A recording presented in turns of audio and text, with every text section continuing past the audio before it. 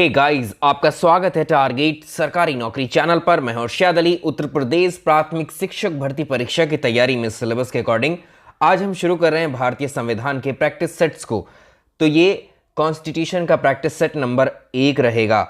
इसके अलावा आपकी अलग अलग विषयों की तैयारी, जो थ्योरी की क्लासेस हमने शुरू करने को आपको कहा था, आपका रिस्पॉन्स किसी भी क्लासेस पर इतना अच्छा नहीं अभी दिख रहा है, इसलिए थोड़ा सा हम जो है अभी एक एक क्लास को लेकर ही चल रहे हैं।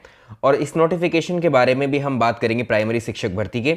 उसके साथ ही हम इन क्लासेस को बिल्कुल शुरू करेंगे थ्योरी वाली, उसकी भी चिंता मत करिए। मैं आपको डेफिनेटली ये सारे विषय पढ़ाऊंगा थ्योरी। आइए शुरुआत करते हैं। पहला प्रश्न, सवाल नंबर पहला है, भारतीय संविधान सभा का गठन किया गया था। अब एक बात है, जो किसी भी देश को चलाने के लिए उस पर शासन करने के लिए कुछ नियमों की ज़रूरत पड़ती है, कुछ कानूनों की ज़रूरत पड़ती है, लॉज चाहिए होते हैं। उन्हीं लॉज को, उन्हीं कानूनों के कलेक्शन को, संग्रह को हम बोलते हैं संविधान। ठीक है, तो भारत के शासन को चलाने के लिए, हमारे देश के शासन को चलाने के लिए कुछ नियमों और कानूनों का संग्रह, एक डॉक्यूमेंट चाहिए होता है लॉज का, उसी को हम बोलते हैं संविधान या कॉन्स्टिट्यूशन। अब एक सवाल और पूछा जाता है आपसे कि भारत के संविधान का निर्माण किसने किया था, यानी भारत के संविधान को किसने बनाया था। तो भारत का संविधान बनाया गया था संविधान सभा के द्वारा, कॉन्स्टिट्यूएंट असेंबली के द्वारा बनाया गया था भारत का संविधान। तो जो प्रश्न बताए गए हैं उनको भी याद रखना है। संविधान का निर्माण संविधान सभा के द्वारा किया गया था। और इस संविधान सभा का निर्माण किसके द्वारा किया गया था, इस संविधान सभा को किसने बनाया था। भारत में वर्ष 1946 में 24 मार्च, ये डेट याद रखिएगा। तो सवाल याद रखिएगा, 24 मार्च 1946 को भारत में एक कैबिनेट मिशन योजना के तहत 3 लोगों को भेजा गया था और इसी के तहत जो है निर्माण किया गया था भारत की संविधान सभा का। इसका आंसर क्या हो जाएगा, ऑप्शन सी। कैबिनेट मिशन योजना 1946 के अंतर्गत भारत में संविधान सभा का निर्माण किया गया। इसी संविधान सभा ने, जब ये बन गई, हमारे संविधान का निर्माण किया। तो एक सवाल को ऐसे भी फ्रेम करता है, भारत में संविधान सभा का निर्माण किस योजना के तहत किया गया, ऐसे भी फ्रेम कर सकता है इस लैंग्वेज को। तो ये कैबिनेट मिशन योजना 1946 के अंतर्गत, इस कैबिनेट मिशन योजना के अंतर्गत जो कैबिनेट मिशन था, इसमें 3 व्यक्ति थे, 3 सदस्य थे। इसमें एक थे स्टैफर्ड क्रिप्स, एक थे एवी अलेक्जेंडर और पैथिक लॉरेंस। ये 3 व्यक्ति थे। पहले का आंसर हो गया ऑप्शन सी।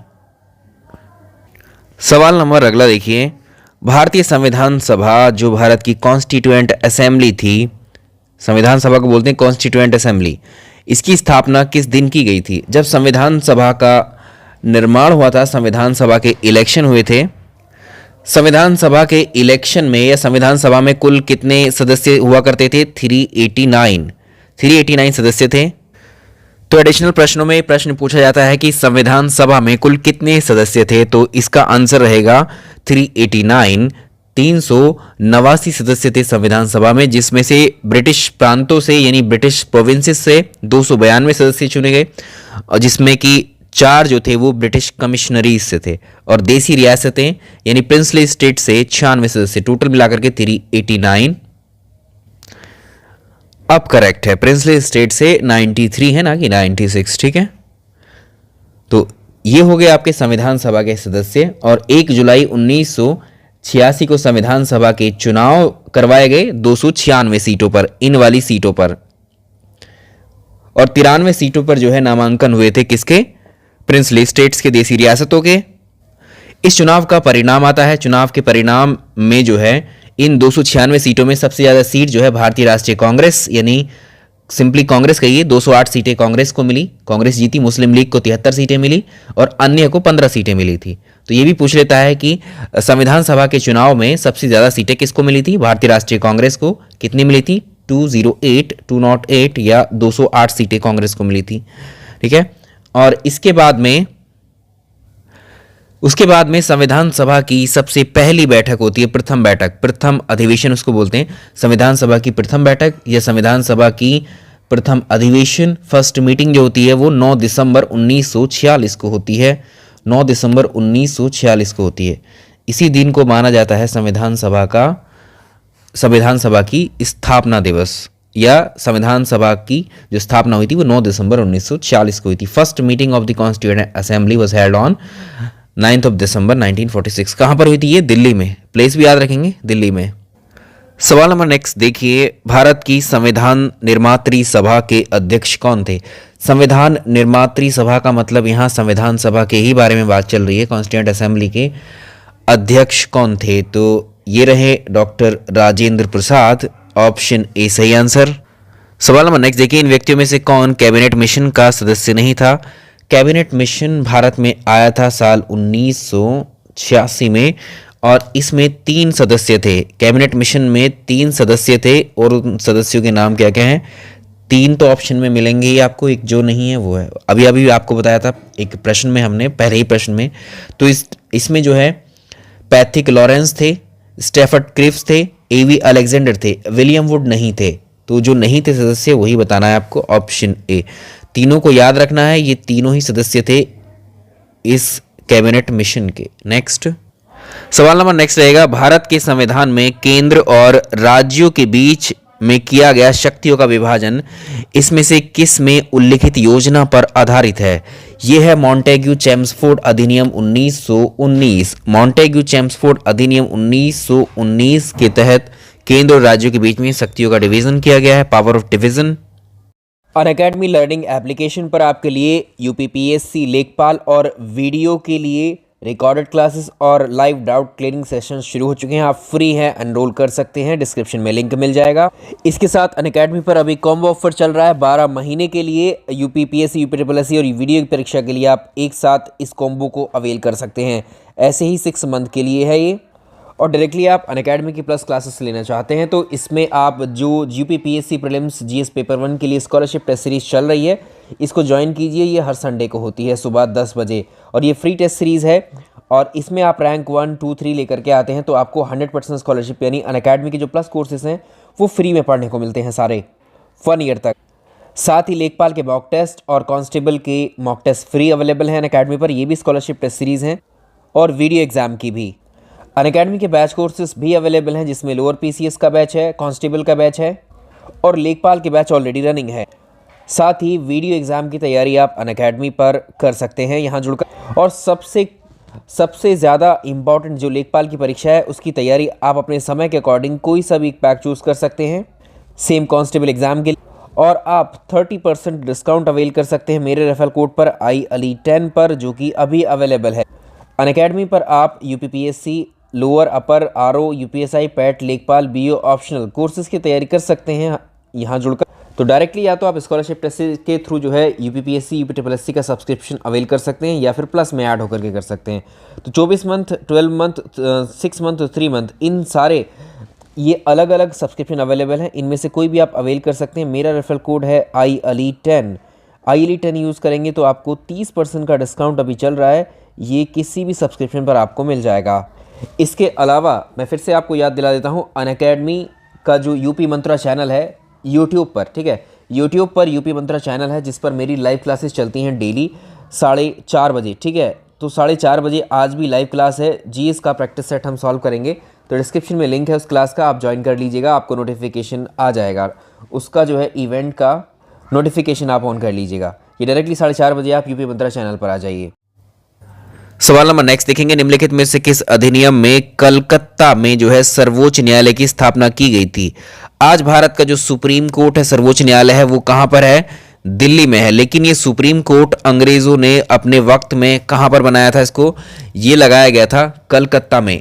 तो जब ये सेटअप किया गया था सुप्रीम कोर्ट का भारत में, तो किसी कानून के तहत जरूर आया होगा, वही कानून आपको बताना है। तो भारत के लिए सबसे पहला जो ब्रिटिश संसद में, जो ब्रिटिश भारत में, देखिए अंग्रेजों के समय क्या होता था, जो ब्रिटिश पार्लियामेंट थी, ब्रिटिश पार्लियामेंट में भारत के लिए कानून बनते थे कि भारत में अब किस तरह से चीज़ों को आगे हमें चलाना है। तो वहीं से कानून बनकर भारत आते थे और उस कानून के अकॉर्डिंग ही चीज़ों का सेटअप भारत में किया जाता था। तो ब्रिटिश संसद में, ब्रिटिश पार्लियामेंट में भारत के लिए जो पहला पारित कानून था वो था रेगुलेटिंग एक्ट 1773। रेगुलेटिंग एक्ट 1773 था। इसी रेगुलेटिंग एक्ट के तहत भारत में एक सर्वोच्च न्यायालय की स्थापना की गई। अब इसी एक्ट के तहत क्या हुआ था, जो इस वक्त में क्या था, जो बंगाल का गवर्नर था याद रखेंगे, इसी एक्ट के तहत थोड़ा सा बता देते हैं, जो बंगाल का गवर्नर था, बंगाल का जो गवर्नर हुआ करता था उसको अब गवर्नर जनरल ऑफ बंगाल कहा जाने लगा। तो इस रेगुलेटिंग एक्ट के तहत क्या क्या किया गया, जो बंगाल का पहले गवर्नर हुआ करता था, गवर्नर ऑफ बंगाल को जो है गवर्नर जनरल ऑफ बंगाल कहा जाने लगा। तो यहां से कई सारे प्रश्न आपके लिए तैयार हो गए हैं।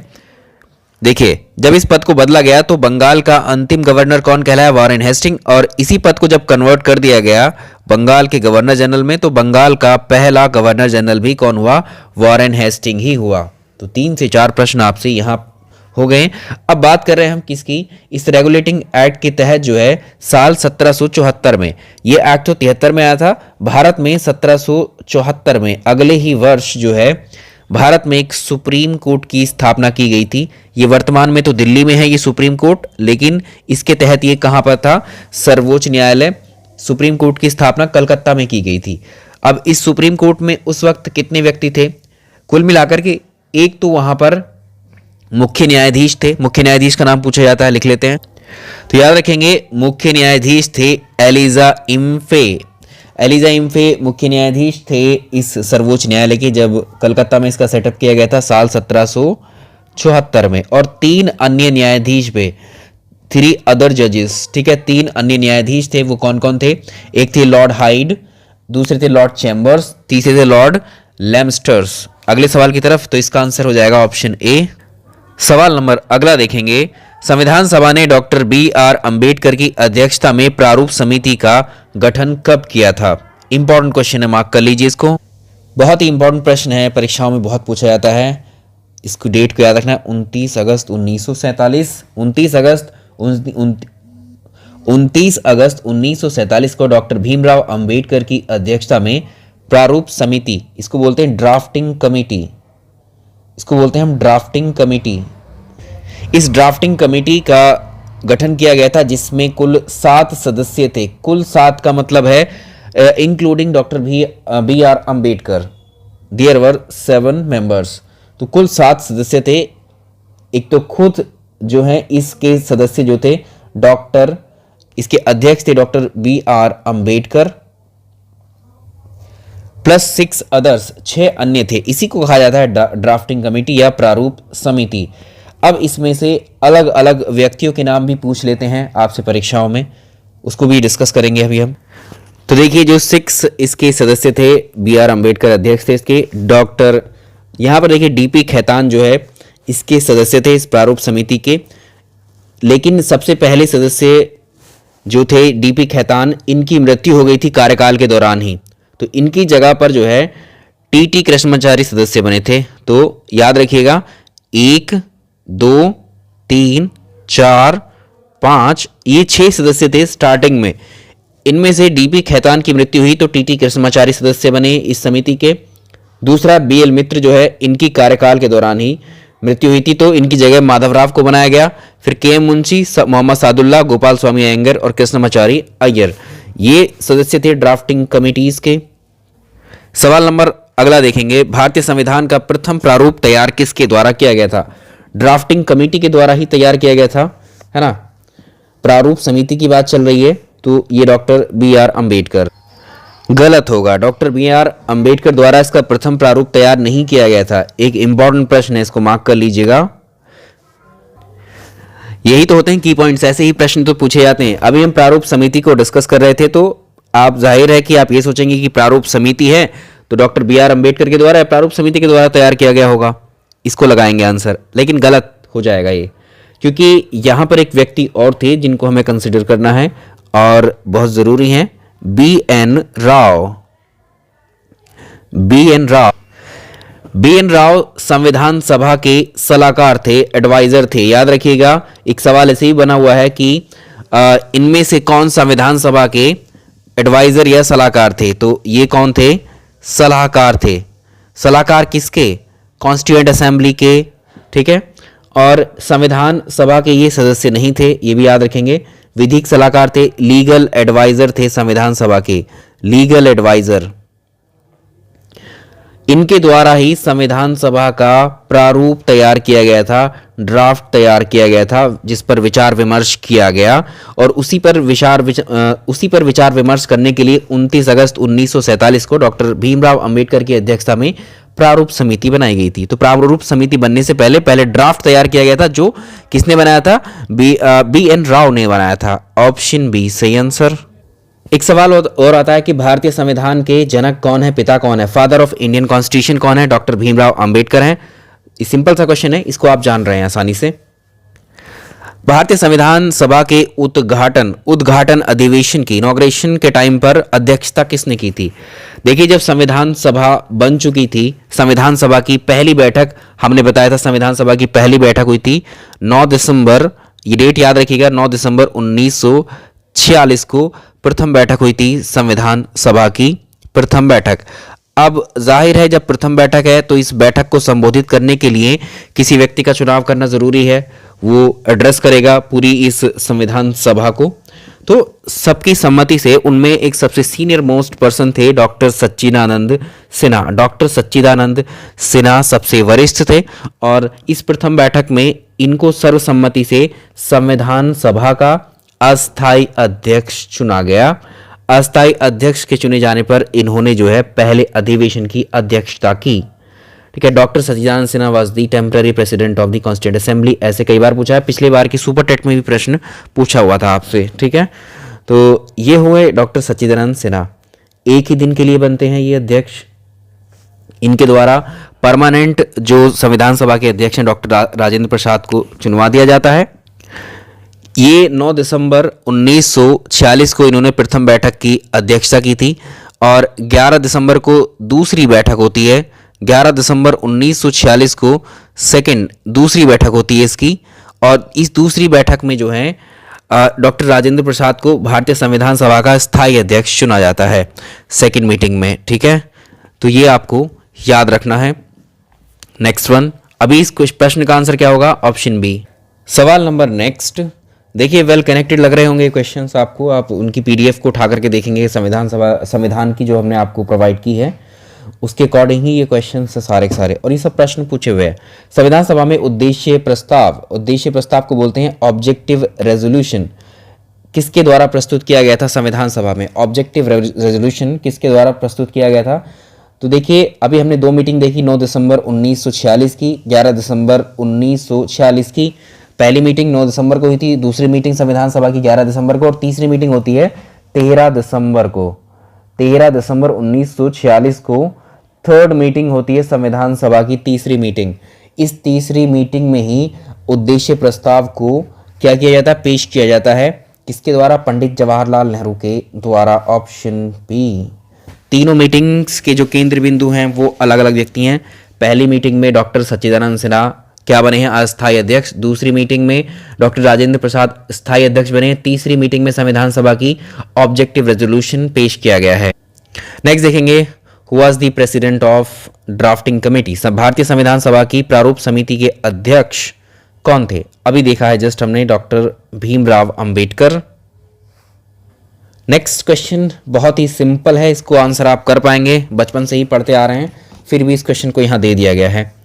भारत के संविधान के निर्माण में संविधान सभा को कितना समय लगा?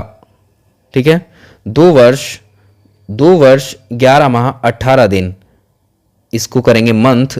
2 वर्ष 11 माह 18 दिन का वक्त लगा था भारत के संविधान को तैयार होने में। नेक्स्ट देखिए, एक निर्वाचित संविधान सभा के द्वारा भारत के संविधान का निर्माण करने का प्रस्ताव किसके द्वारा रखा गया था? पहला ही प्रश्न था ये, पहला दूसरे में ही डिस्कस किया था, इसको अब आप आंसर कर सकते हो, ऐसे पूछा हुआ है। तो ये किस के थ्रू बनाया गया था? नोट्स पढ़िए और इस प्रश्न का आंसर आप कीजिएगा कमेंट बॉक्स में। इसको अगले पॉलिटी के हमारे प्रैक्टिस सेट में डिस्कस किया जाएगा। इसको आप आसानी से कर सकते हैं। ठीक है, थोड़ा सा दिमाग लगाइएगा, प्रश्न को अच्छे से पढ़िए। भारतीय संविधान के निर्माण के समय संवैधानिक सलाहकार कौन थे? लीगल एडवाइजर कौन थे? अभी जस्ट देखा है हमने, B N Rao, doctor B N Rao थे। भाई बी एन राव हमने पढ़ा है, लेकिन इनके नाम की फुल फॉर्म क्या है ये भी पूछ सकता है आपसे।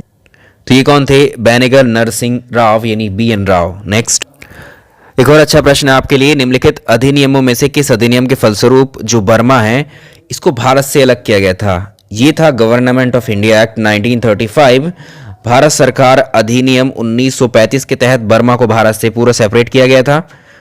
सवाल नंबर नेक्स्ट देखेंगे, संविधान सभा को बनाने के भारत के संविधान को बनाने के लिए भारतीय संविधान सभा के कुल कितने अधिवेशन हुए थे, कितनी मीटिंग्स हुई थी? नंबर याद रखना है, टोटल मिलाकर के ये 12 अधिवेशन हुए थे। नेक्स्ट, डॉक्टर BR अंबेडकर की अध्यक्षता में संविधान सभा की प्रारूप समिति में कुल कितने अन्य सदस्य थे? अभी बताया था हमने, अन्य बोला है, टोटल कितने थे, कुल कितने थे? कुल थे 7 सदस्य। इसमें शामिल किया जाता है डॉक्टर भीमराव अंबेडकर को, तब 7 थे, और इनके समिति में अन्य सदस्य, तो अन्य थे कितने? 6। नेक्स्ट देखेंगे, 1935 का गवर्नमेंट ऑफ इंडिया एक्ट सबसे ज़्यादा क्यों महत्वपूर्ण माना जाता है? ये इसलिए महत्वपूर्ण है क्योंकि जो हमारा भारत का आज का संविधान है उसमें बहुत सारे प्रावधान जो है इसी एक्ट के शामिल किए गए हैं। सबसे ज़्यादा रिफ्लेक्शन जो है हमारे संविधान में इसी का, इस संविधान का हमारे प्रमुख स्रोत है। नेक्स्ट देखिए, प्रारूप समिति के ऊपर प्रश्न है, आप कर सकते हैं। निम्नलिखित में से कौन प्रारूप समिति के सदस्य थे? अभी अभी देखा है हमने, डॉक्टर ये तो नहीं थे, जवाहरलाल नेहरू नहीं थे, सरदार पटेल भी नहीं थे, तो इनमें से कौन थे? एन गोपाला स्वामी भी थे और कृष्णमा स्वामी जो है अय्यर भी थे। तो 1 और 3 ऑप्शन सही रहेगा, ऑप्शन सी करेक्ट है। संविधान सभा के चुने हुए स्थायी अध्यक्ष कौन थे?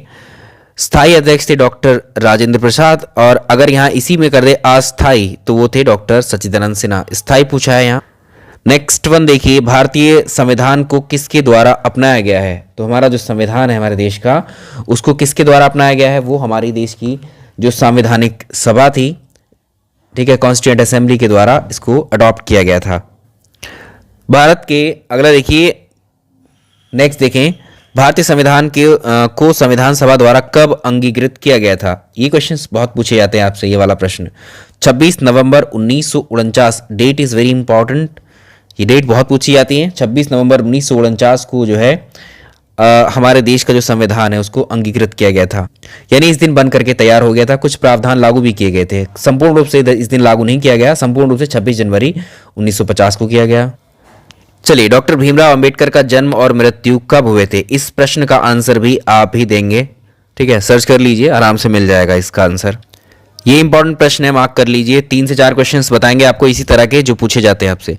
भारत की संविधान सभा ने राष्ट्रीय ध्वज को, जो नेशनल फ्लैग है हमारा, नेशनल फ्लैग को कब स्वीकार किया था? तो इसको डेट को याद रखना है आपको, जो 22 जुलाई 1947 ये डेट है, ये डेट बहुत इंपॉर्टेंट है। 22 जुलाई 1947 को हमारा राष्ट्रीय ध्वज अपनाया गया। इसके साथ साथ जो भारत का राष्ट्रगान है और राष्ट्रगीत है, उनको दोनों को जो है 24 जनवरी 1950 को अपनाया गया था। तो तीनों में से एक प्रश्न जरूर बनता है। चलिए, ये क्वेश्चन नया हो सकता है आपके लिए, पहली बार सुन रहे हो या पढ़ भी रखा होगा पहले। जो भारत का राजकीय चिन्ह है, स्टेट एम्ब्लेम, उसका नाम क्या है? पहले तो यही पूछ लेता है आपसे प्रश्न में। इसका नाम आप याद रखेंगे, Sarnath lion capital of Ashoka हमारा स्टेट एम्ब्लेम है, हमारे देश का राजकीय चिन्ह है। इसको बोलते हैं सारनाथ स्तंभ। और इस स्तंभ पर आप जानते हैं 4 लायन, 4 शेर आपको दिखते हैं, लेकिन सामने से 3 ही नजर आते हैं, बैठे उस पर 4 हैं, बैक टू बैक है, एक पीछे की तरफ होता है जो दिखता नहीं है। तो 4 लायन है। कभी कभी पूछ लेता है कि कितने लायन हैं इस स्टेट एम्ब्लेम पर? 4 लायन है जो कि बैठे हैं बैक टू बैक। और अगली हम बात करें किसकी, और इसमें और क्या होता है, एक एलिफेंट भी है इसमें, इसी स्तंभ पर एक हाथी भी है, हाथी के साथ एक हॉर्स भी है, घोड़ा, और एक बुल, एक सांड भी है। इस तरह से याद रखना है। और आपको एक कमल का फूल भी दिखता है इसमें, ठीक है, इसके साथ एक धर्म चक्र भी है। ये सारे फीचर मेंशन है इस स्तंभ के ऊपर, और इसको अपनाया गया था 26 जनवरी 1950 को, ये भी याद रखना है। नेक्स्ट देखिए, भारतीय संविधान कब लागू हुआ था? ये तो डेट आप जानते हैं, ये बच्चों वाला सवाल है, ये तो आप कर ही लेंगे। 26 जनवरी 1950 को संविधान लागू हुआ गया था हमारा। संविधान निर्मात्री परिषद की झंडा समिति के अध्यक्ष कौन थे? तो इसको याद रखेंगे, संविधान निर्मात्री परिषद की जो तदर्थ झंडा समिति थी, इसके अध्यक्ष डॉक्टर राजेंद्र प्रसाद। ये सवाल कई बार पूछा हुआ है। भारतीय संविधान को 26 नवंबर 1949 को किसके द्वारा अधिनियमित किया गया था? तो ये संविधान सभा के द्वारा। नेक्स्ट देखिए, राष्ट्रीय ध्वज के बारे में यहाँ बात की गई है। भारत के संविधान सभा ने राष्ट्रीय ध्वज का जो प्रारूप था वो 22 जुलाई 1947 को अपनाया था। हाँ, ये बात सही है, ये पहला स्टेटमेंट सही है। अगला है राष्ट्रीय ध्वज के बीच में जो चक्र है उसमें कितनी तीलियां हैं? जो अशोक चक्र है उसमें 24 स्पोक्स हैं, 24 तीलियां हैं, ठीक है, ना कि 21 तीलियां हैं। राष्ट्रीय ध्वज की चौड़ाई और लंबाई का अनुपात आपको बताया गया था।